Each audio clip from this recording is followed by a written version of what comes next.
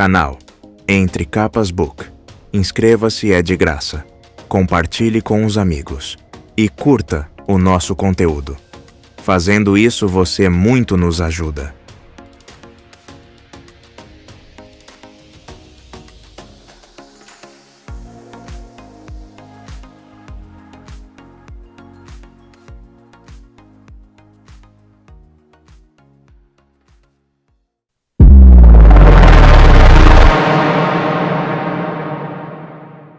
Parte 3. Desafiando a verdade, ame a verdade. Dalinar, Shala, Caladium, Adolin. Capítulo 58. Fardos.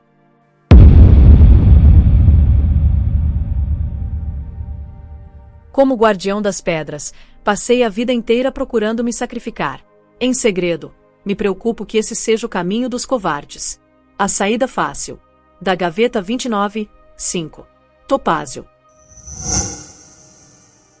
As nuvens que geralmente se congregavam na base do platô de Uritiru estavam ausentes naquele dia, permitindo que Dalinar visse ao longo dos infinitos penhascos abaixo da base da torre.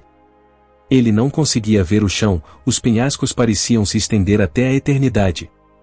Mesmo assim, teve dificuldade em visualizar em que altura das montanhas estavam.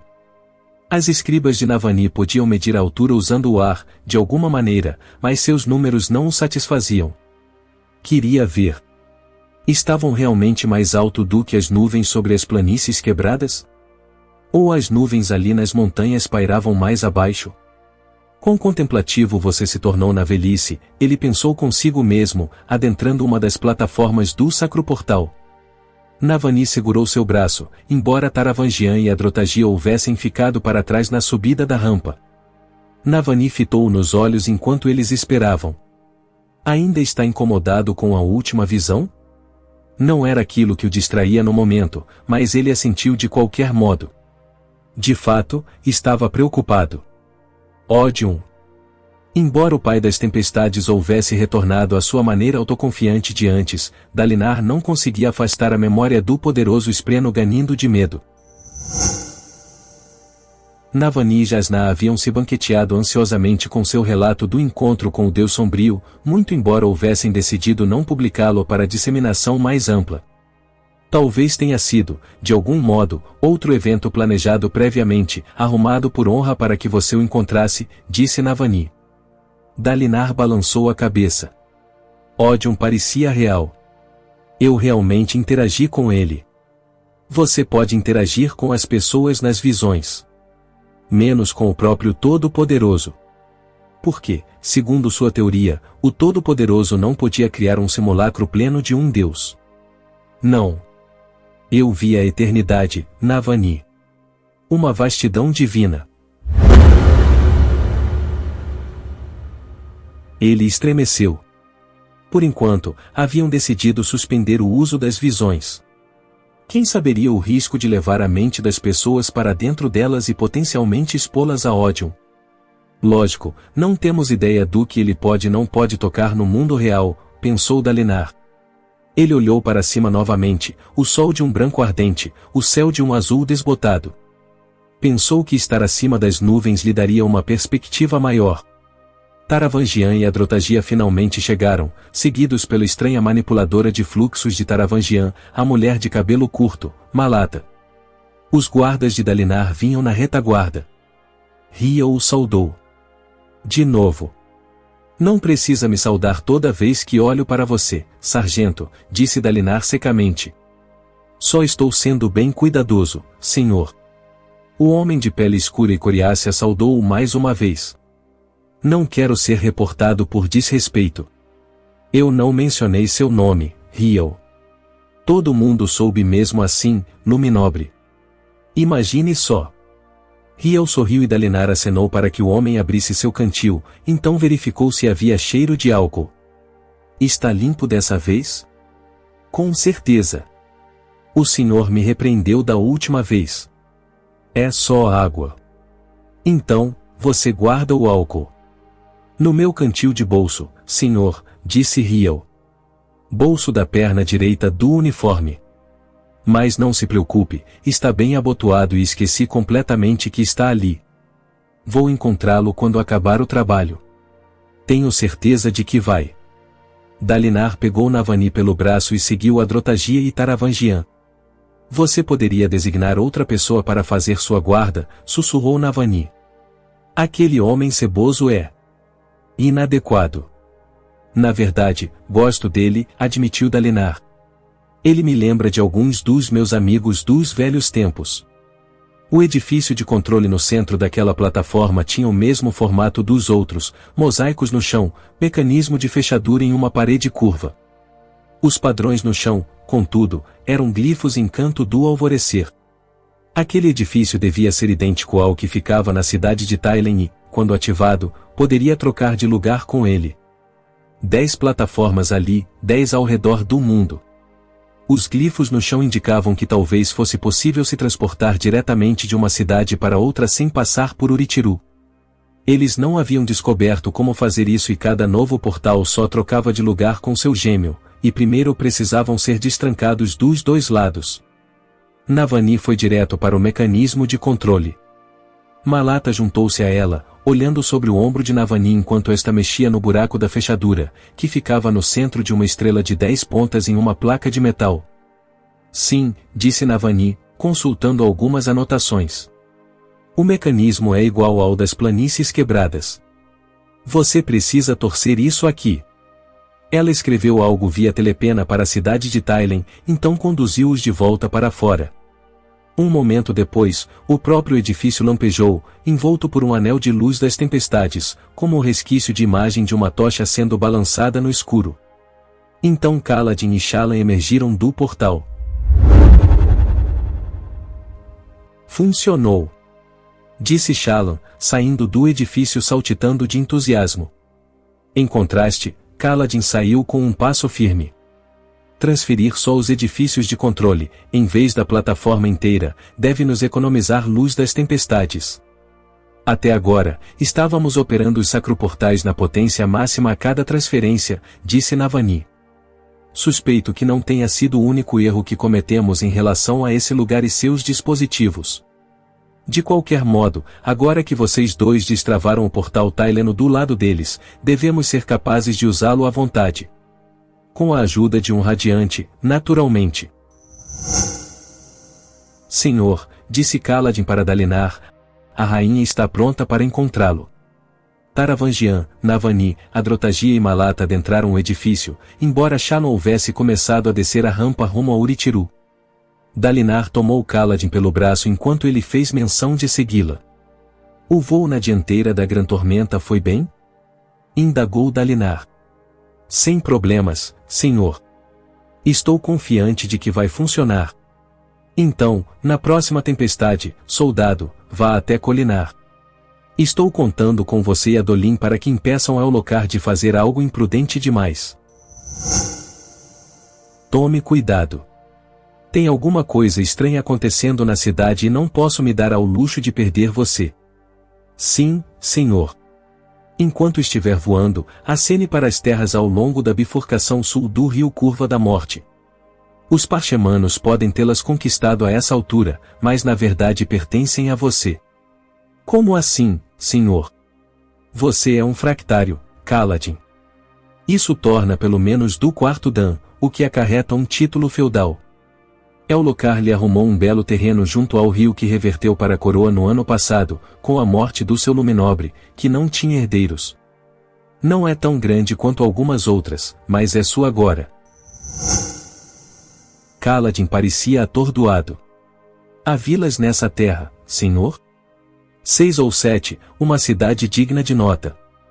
O rio é um dos mais consistentes em Aletikar. Ele não seca nem mesmo durante a paz medial. Está em uma boa rota de caravanas. O seu povo vai prosperar. Senhor. O senhor sabe que não quero esse fardo. Se você quisesse uma vida sem fardos, não deveria ter feito os seus votos, replicou Dalinar. Não escolhemos essas coisas, filho. Só procure ter um bom administrador, escribas sábias e alguns bons homens do quinto e do sexto Dans para liderar as cidades. Pessoalmente, acho que seremos sortudos, inclusive você, se no final de tudo isso ainda houver um reino para nos servir de fardo. Kaladin assentiu lentamente. Minha família está no norte de Aletikar. Agora que pratiquei voar com as tempestades, quero ir buscá-los, quando voltar da missão em Kholinar. Abra aquele sacroportal e poderá ter todo o tempo que quiser. Eu garanto, a melhor coisa que você pode fazer pela sua família agora é impedir a queda de Aletikar. Pelos relatos de Telepena, os esvaziadores estavam lentamente se movendo para o norte e haviam capturado grande parte de Aletikar. Relis Rutar havia tentado reunir as forças aletianas restantes no interior, mas fora rechaçado até Erdais, sofrendo nas mãos dos moldados. Contudo, os esvaziadores não estavam matando não combatentes. A família de Kaladin devia estar em relativa segurança. O capitão desceu rápido a rampa e Dalinar assistiu, pensando nos seus próprios fardos. Quando Elhokar e Adolin voltassem da missão de resgate a Kholinar, eles precisariam dar seguimento ao arranjo de grão-rei, proposto por Elhokar. Ele ainda não havia feito o anúncio, nem mesmo para os grão-príncipes. Parte de Dalinar sabia que ele deveria simplesmente seguir em frente, nomear Adolin grão-príncipe e abdicar, mas ele postergava. Isso seria a separação final entre ele e sua terra natal. Pelo menos queria ajudar a recuperar a capital primeiro. Dalinar juntou-se aos outros no edifício de controle, então acenou com a cabeça para Malata, que invocou sua espada fractal e a inseriu na fenda. O metal da placa deslocou-se e fluiu, combinando com a forma da espada. Haviam feito testes, e embora as paredes dos edifícios fossem finas, a ponta da espada fractal não surgia do outro lado. A espada se misturava com o mecanismo. Malata empurrou o cabo da espada pela lateral e a parede interna do edifício de controle girou. O chão por baixo dos mosaicos começou a brilhar, iluminando-os como vidro pintado. Ela deteve sua espada na devida posição e, após um lampejo de luz, eles chegaram. Dalinar saiu do pequeno edifício para uma plataforma na distante cidade de Thailen, um porto na costa ocidental de uma grande ilha do sul junto das terras geladas. Ali, a plataforma que cercava o sacroportal havia sido convertida em um jardim de esculturas, mas a maioria das estátuas jazia no chão, quebradas. A rainha Fen aguardava no topo da rampa com seus atendentes. Shalom provavelmente disse a ela para esperar ali, caso a transferência apenas da sala não funcionasse. A plataforma ficava no alto da cidade e, quando Dalinar se aproximou da beirada, teve uma excelente visão. A vista fez com que perdesse o fôlego.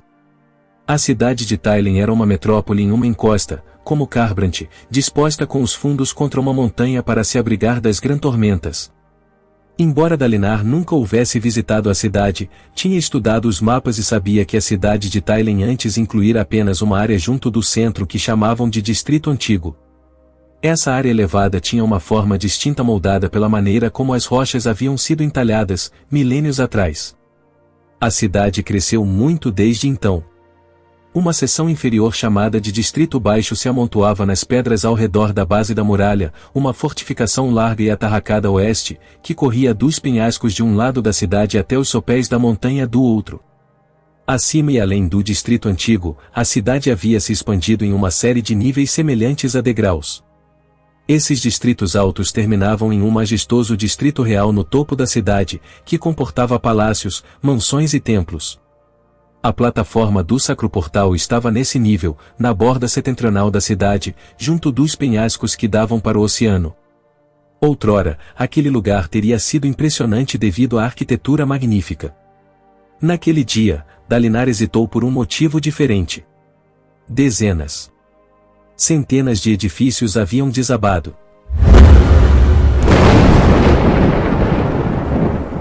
Seções inteiras haviam se transformado em destroços quando estruturas mais acima, esmagadas pela tempestade eterna, desabaram sobre elas. O que antes havia sido uma das mais belas cidades de Roshar, conhecida pela arte, comércio e mármore fino, estava arruinada e aos pedaços, como um prato de jantar derrubado por uma criada descuidada. Ironicamente, muitos outros edifícios mais modestos na base da cidade, à sombra da muralha, haviam suportado a tormenta. Mas as famosas docas thailenas ficavam além dessa fortificação, na pequena península ocidental diante da cidade. Aquela área antes havia sido densamente desenvolvida, provavelmente com armazéns, tavernas e lojas. Tudo de madeira. Elas haviam sido totalmente arrasadas. Só restavam ruínas esmagadas. Pai das tempestades. Não admirava que Fen houvesse resistido às exigências distrativas dele. A maior parte daquela destruição havia sido causada pela primeira tempestade eterna plena. A cidade de Thailen estivera particularmente exposta, sem terra para atenuar a tempestade enquanto ela cruzava o Oceano Ocidental. Além disso, muitas daquelas estruturas haviam sido construídas em madeira, particularmente nos distritos altos. Um luxo disponível em um lugar como a cidade de Thailen, que até então só estivera sujeita aos mais leves ventos de tempestade. A tempestade eterna já passará ali 5 vezes, embora as passagens subsequentes tivessem sido, abençoadamente, mais suaves do que a primeira. Dalinar se demorou, assimilando tudo, antes de conduzir seu grupo até onde a rainha Fen aguardava na rampa com um grupo de escribas, olhos claros e guardas. Isso incluía seu príncipe consorte, Kimakil, um taileno maduro, com bigodes e sobrancelhas combinando, ambos caídos para emoldurar seu rosto. Ele usava um colete e um chapéu e era assistido por 2 fervorosos como escribas. Fen. Sussurrou Dalinar.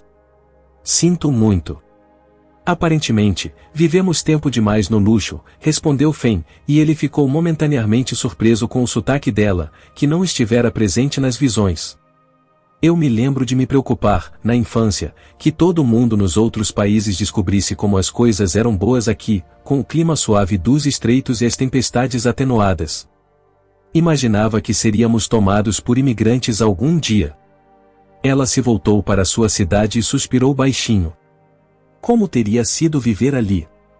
Ele tentou imaginar como seria morar em casas que não parecessem fortalezas. Edifícios de madeira com janelas largas. Tetos que só precisavam impedir a chuva. Ele ouvirá piadas dizendo que, em Carbrant, era preciso pendurar um sino do lado de fora para saber quando a grande tormenta havia chegado, pois senão ela poderia não ser notada. Felizmente para Taravangian, a localização da cidade, ligeiramente ao sul, havia impedido uma devastação naquela escala. Bem, disse Fen, vamos dar um passeio. Acho que ainda há alguns lugares dignos de visita que estão de pé.